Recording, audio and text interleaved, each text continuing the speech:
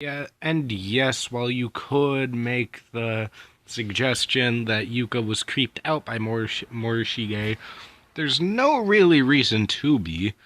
I mean, while Morishige runs at you like he is a threat, you won't get attacked by him. You won't take damage from him. You won't get a bad ending from accidentally running into him. You just he just asks you one simple question. Why are you running? And that is a very good question. Why are you running? Like, you are literally, like, that is your brother's only friend you have seen so far, and you're saying no? Are you high or just incredibly stupid?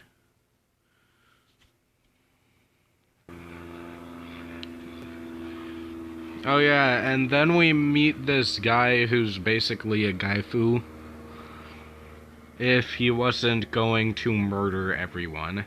Remember how I said that there's a cliche in this game how the most non-threatening thing is probably the most threatening thing. Yeah, this man is definitely no exception. I mean, he seems like a very strong, able-bodied man that could protect Yuka from all sorts of dangers. But in the end, he's just another guy who's wanting to kill people. The ending of chapter 3 ends with Kazami killing a schoolmate, which I get it, he's an antagonist, but you couldn't have done something else? I mean, this is the worst chapter. It's not awful, but I definitely don't like replaying it when I replay this game.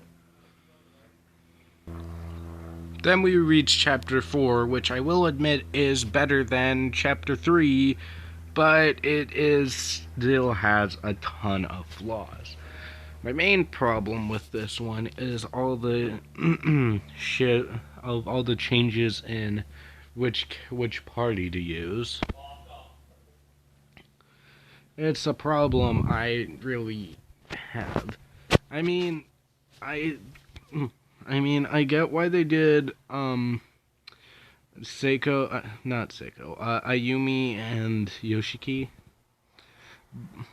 and why they put them in this chapter, but Satoshi and Naomi serve no purpose in this entire chapter, except for Satoshi to stop Naomi from hanging herself because she feels guilty about Seiko's death. Boy, oh boy, will she feel ironic.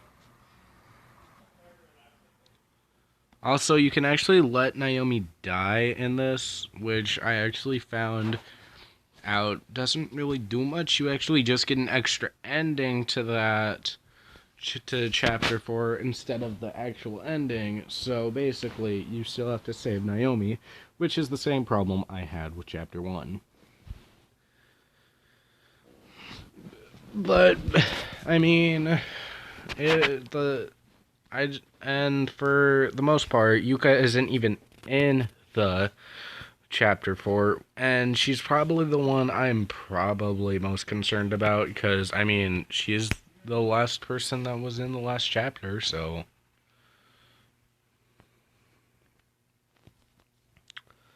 Ayumi and Yoshiki are looking for repentance for the killed kids so they can send all their friends back to the real world.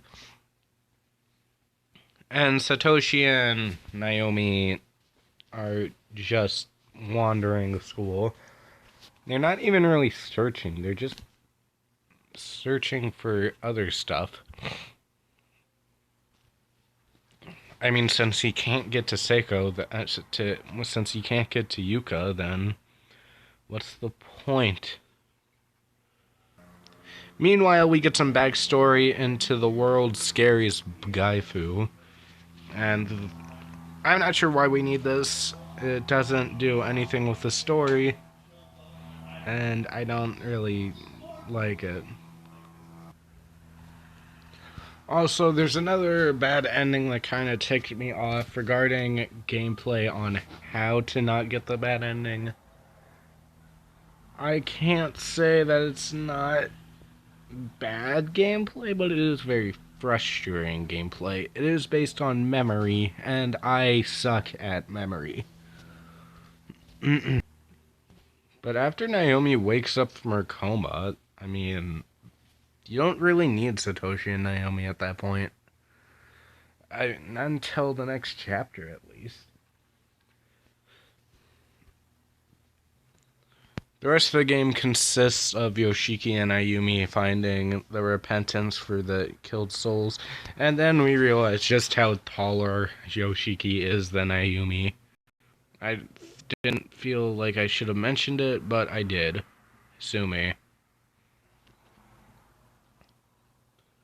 I also feel kind of annoyed. Like, you have to choose between which ghost you have to give the tongue back to first, and if you choose wrong, then you die. Which I don't really like that much. I mean, it's because you get a bad ending if you got the wrong one. And then another truly antagonizing scene happens that, once again involves Morishige. Now, I'm not sure why all the splitting up scenes involve Morishige, but I don't really like it or respect it. And while some people think that Morishige is kind of a creep, then, I mean, it's strength in numbers, though. I mean, are you really gonna tell me that you'd rather have 2 people instead of 3 people? Is that really what I'm being told right now? Another thing it took me a while to notice is that Morishige is the only one out of all the 9 characters that has his last name as the main name. Which also I find weird. Can someone explain to me why every character calls the other character by their last name instead of by their first name? I'm missing something. Does someone want to explain to me something? After appeasing all the ghosts, you get the shocker of a lifetime. It wasn't the principal that killed the ghosts. I mean, kind of, but not really. It was actually a girl named Sachiko, which is the nurse's daughter, of which I believe, which is why the spirit in the nursery station was chasing Naomi, because it was a nurse.